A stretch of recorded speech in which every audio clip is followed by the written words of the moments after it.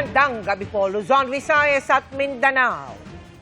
Kabi-kabilang malalaking balitang tinutukan natin ngayon, kabilang ang desisyon ng Korte Suprema sa hiling ni Senador Bato de la Rosa na pigilan ang pag-aresto sa kanya. Kaugnay niyan ang pagbabantay natin sa Senado, kabilang sa labas, kung saan nakapaligid ang mga pulis at tauhan ng National Bureau of Investigation. Nakatutok din tayo sa loob kung saan kanina lamang ay nasaksihan natin ang komosyon sa pagitan ni na Senador Robin Padilla at Kiko Pangilinan.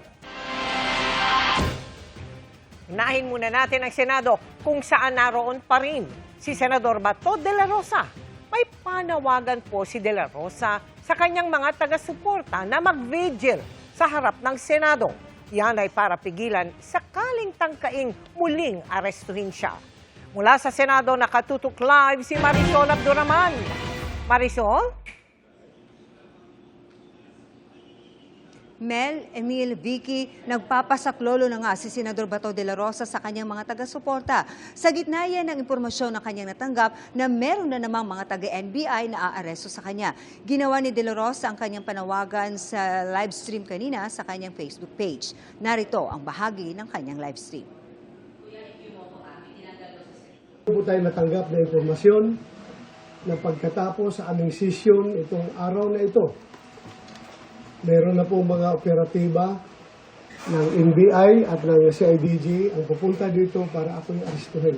Ako po yung nanawagan sa inyo. Sana tulungan nyo ako.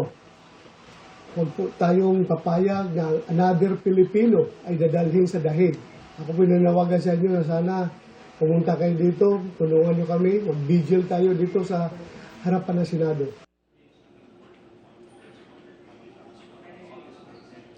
Yan ang panawagan ni De La Rosa sa kanyang mga taga-suporta.